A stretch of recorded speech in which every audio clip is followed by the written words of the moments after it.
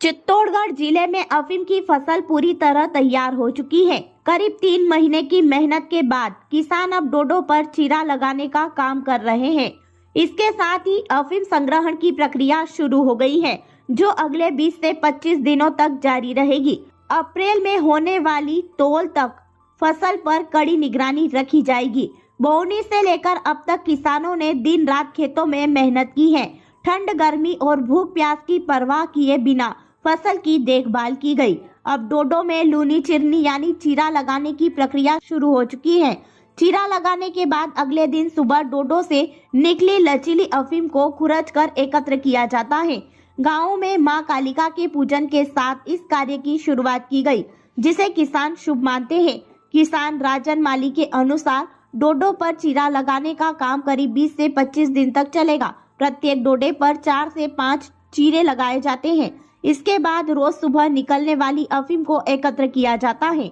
किसानों का अनुमान है कि 10 आरी क्षेत्रफल में बोई गई फसल से लगभग 6 से 7 किलो अफीम का उत्पादन हो सकता है। हालांकि अंतिम उत्पादन मौसम और फसल की देखभाल पर निर्भर करता है। इस बार फसल की बढ़तवार अच्छी रहने से किसान बेहतर उत्पादन की उम्मीद कर रहे हैं। अफीम की फसल तैयार होते ही किसानों की चिंता भी बढ़ गई है। कीमती फसल होने के कारण चोरी और तस्करी का खतरा बना रहता है। किसान खेतों और घरों पर कड़ी निगरानी रख रहे हैं। परिवार का कम से कम एक सदस्य दिन रात रखवाली में लगा हुआ है। निगरानी का यह सिलसिला अप्रैल में होने वाली तौल तक जारी रहेगा। दूसरी ओर पुलिस ने भी सतर्कता बढ़ा दी है। गश्त तेज की गई है और संदिग्ध गतिविधियों पर नजर रखी जा रही है। पुलिस का कहना है कि किसी भी प्रकार की अवैध गतिविधियों को बर्दाश्त नहीं किया जाएगा। इस वर्ष नारकोटिक्स विभाग ने किसानों को 2 तरह के पट्टे जारी किए हैं। जिन किसानों ने पिछली बार सरकार के तय मापदंड के अनुसार उत्पादन किया था, उन्हें चीरा पद्धति के पट्टे दिए गए हैं।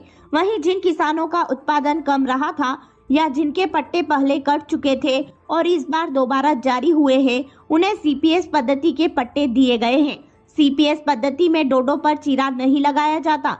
इसमें डोडो में छेद कर पोस्ता दाना निकाला जाता है और बाद में खाली डोडा विभाग को बेचा जाता है। बताया जा रहा है कि 10 आरी के पट्टे से लगभग 60 किलो डोडे का उत्पादन होता है। हालांकि इस बार विभाग की ओर से खरीद दरें अभी तय नहीं की गई है, जिनका किसानों को इंतजार है।